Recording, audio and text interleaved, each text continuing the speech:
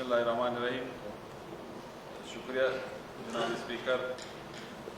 यकीनन आज के एजेंडे पे तमाम दोस्तों ने दोनों तरफ से बड़ी तफसील से बात की। सबसे पहले मैं इस वबा से जितने भी इस वक्त तक दुनिया भर में मुसलमान हलाक हो चुके, इंतकाल कर चुके हैं, फौत हो चुके हैं, उनके लिए दुआ करता हूँ अल्लाह ताला से कि अल्लाह उनकी मग़फ़िरत करे और उनके लवाकिन को सब्र जमील अता फरमाए। और ओवरऑल इंसानियत में जितने भी इनसे इंसानी ज़िया हुई हैं उनके लवाकिन के लिए सब्र जमील की दुआ करते हैं। और जितने भी इस वक्त तक इससे मुतासर है, बीमार है, उनकी सेहत याबी के लिए दुआ करते हैं, अल्लाह उनको सेहत दे। और यकीनन इस सिलसिले में मैं हेल्थ शोबे से ताल्लुक़ रखने वाले डॉक्टर से ले के पैरामेडिक्स तक, इवन वहाँ पे एक जो स्वीपर की पोजीशन पे काम करने वाले हमारे भाई है, बहनें हैं, उन सबको दिल की अता गहराइयों से खराज तहसीन पेश करता हूँ कि वो इस फ्रंट लाइन पे दूसरों की जान की हिफाजत के लिए लड़ रहे, किरदार अदा कर रहे। कोविड-19 पे दोस्तों ने बड़ी तफसील से बात की, पार्लिमानी सेक्रेटरी हेल्थ ने भी बात की, और इसी तरह इसके हवाले से जितने भी आज तक इंतज़ामात किए गए, PDMA के हवाले से हमारे ज़िया लांगो भाई ने बात की, और टेलीडिल पे बात हुई, इसके नुकसानात पे बात हुई। एग्रीकल्चर मिनिस्टर ज़मारक खान अचीज़ई ने उस पर बड़ी तफसील से बात की। और टाइम को देखते हुए मैं इससे हट के 2-3 चीज़ें, बाकी तो हुकूमत के हवाले से इस पर जो इक़दामात इस वक्त तक उठाए गए उस पर तफसील से बात हुई। जो तजावीज़ अपोजिशन की तरफ से सामने आई थी या जहाँ पे कोताही हुई थी उसकी निशानदही हुई। और यकीनन मैं यही उम्मीद करता हूँ हुकूमत से, हुकूमत के अपने दोस्तों से, कि कोरोना के हवाले से हो या टेलीडिल के हवाले से हो, हुकूमत इसमें किसी किस्म की कोताही नहीं करेगी। और वो कोताही जहाँ पे भी होगी यकीनन वो एक मखसूस तबके के लिए नहीं, वो पूरे सूबे के लिए होगी और उसका नुकसान हम सब के लिए होगा। तो यकीनन इस सिलसिले में इससे हट के कि इससे हमें सियासी क्या फ़ायदा पहुँच सकता है या अपोजिशन हम पे किस हद तक इल्ज़ाम या खुदा न खास्ता उनके इल्ज़ामात में हकीकत होती है, उसका नुकसान फिर हमें कल होता है। इससे हट के इस सूबे के लिए एक तो कोरोना वायरस जो पूरी दुनिया को लपेट में ले चुकी है, उससे अपने आप को कैसे मोहतात तरीके से महफूज कर सकते हैं, या दूसरी तरफ टेलीडिल के हवाले से हम उसके मनफी असरात हमारे एग्रीकल्चर पे पड़ रहे हैं, उससे हम अपने आप को कैसे बचा सकते हैं। यकीनन मैं हुकूमत से ही रिक्वेस्ट कर सकता हूँ कि इस सिलसिले में वो इक़दामात उठाने चाहिए जिससे यहाँ पे हमारे एग्रीकल्चर महफूज हो, जिससे यहाँ पे हमारी इंसानी ज़िंदगी महफूज हो। 2-3 चीज़ें ऐसी है जनाब स्पीकर जो आपके तवज्जुह से मैं नोटिस में लाना चाहता हूँ। एक NFC पे यहाँ पे बात हुई, यकीनन ये एक असास मसला है जनाब स्पीकर, और इस मुल्क में बड़े लंबे अरसे के बाद हम एक नतीजे पे पहुँचे कि हमने NFC के ज़रिए से एक हद तक सूबों के हकूक़ को महफूज किया, सूबों को माली तौर पे मुस्तहकम करने की पोजीशन में लाए। और साथ ही 18वीं आईनी तरमीम एक ऐसी आईनी तरमीम थी जिससे एक हद तक छोटे सूबे उस एहसास महरूमी से निकलते हुए नज़र आ रहे हैं जिसके वो शिकार थे इससे पहले। और अगर फिर एक कोशिश की जा रही है, और ख़ुसूसन इस वक्त जो एक ख़तरनाक आवाज़ें उठ रही है वफाक के फैसलों की वजह से 2 छोटे सूबों के हवाले से जो पहले से शिकार थे, अभी अगर जिस तरह सना भाई ने बात की, खुदा न खास्ता वफाक में रेवेन्यू पे बात होगी और जब कट लग जाएगी और बराबर की सूरत में कट लगेगी तो बलूचिस्तान तो पहले से पसमानदा है, और अगर आज फिर हमारा हिस्सा काटा जाएगा तो आप यकीन करें इस वक्त जिस सूरत-ए-हाल से हम इस सूबे में या उस सूबे में 2-4 है, ख़ुसूसन ये दहशतगर्दी क्यों यहाँ पे परवान चढ़ी, ये तहरीकें क्यों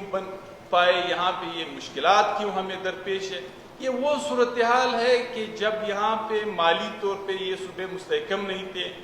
یہ صوبے اپنے آپ کو حقوق سے محروم سمجھ رہے تھے, تو یہ آوازیں اٹھنی شروع ہو گئی اور وہ تحریکوں میں بدل گئی, اور اس کی وجہ سے آج ہمارے فورسز مشکلات میں ہے, اس کی وجہ سے آج ہمارے عوام مشکلات میں. اور اگر ہم ایک اور کٹ لگائیں گے, اور ایک خطرناک بات ہم ایک اور بھی سن رہے, کل میں فیڈرل منسٹر یا فیڈرل سیکرٹری, وہ ایک ترجمان جو وزیر اعظم ہاؤس کا ہے, وہ کہتا ہے کہ سندھ میں آپ گورنر راج نافذ کر لیں. یعنی یہ کوئی طریقہ نہیں ہے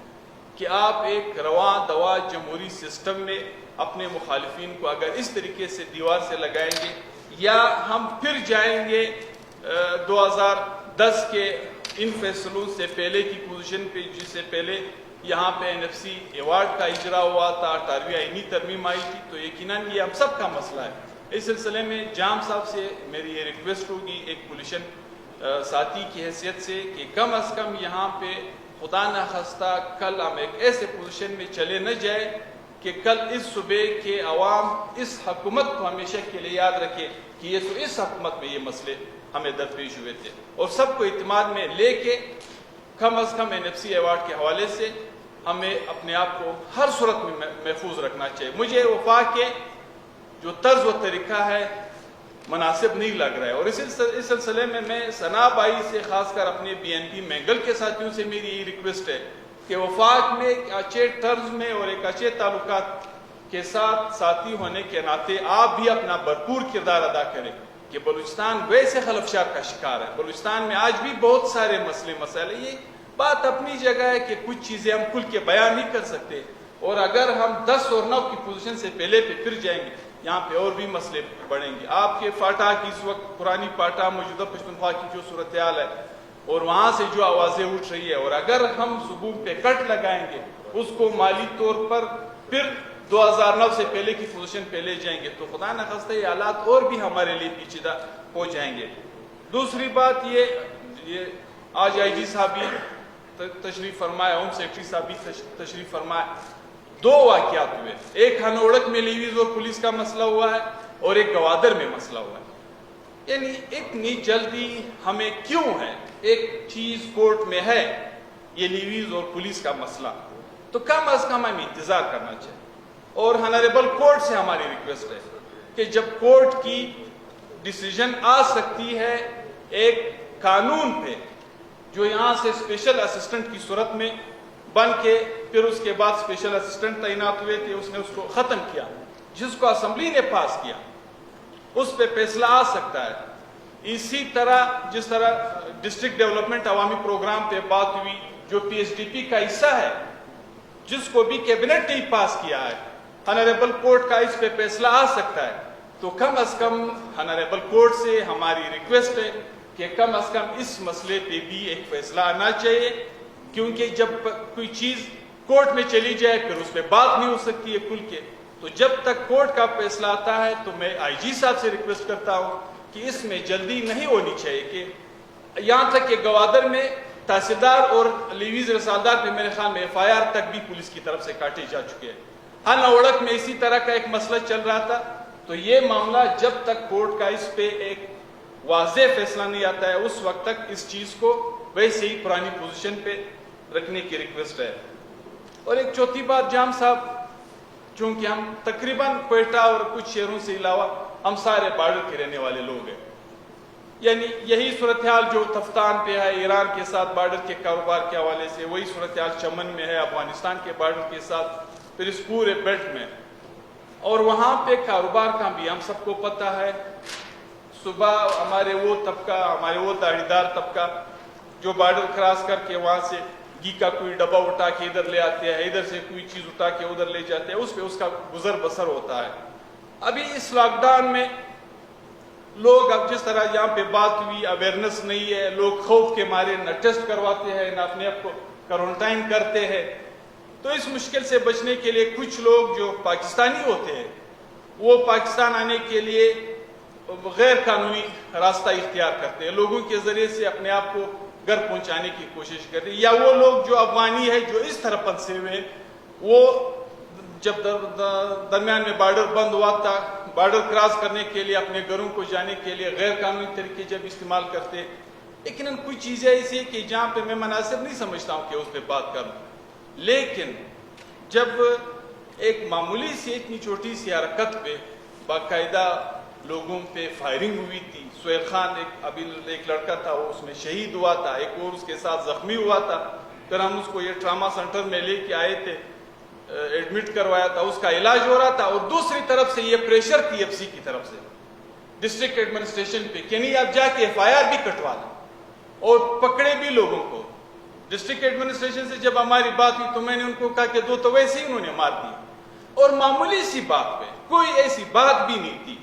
اور ابھی آپ جا کے گھروں پہ چاپے مار کے لوگوں کو اٹھانے کا سلسلہ بھی جب شروع کرو گے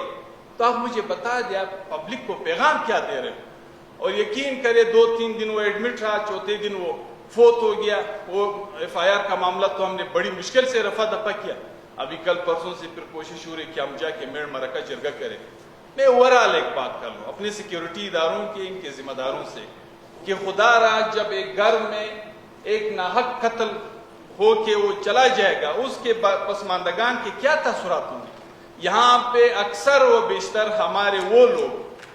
جو یا ایسی طریقوں کی ہاتھوں چڑھے ہیں جو آج پہاڑوں پہ جا کے مطلب اپنی زندگی کی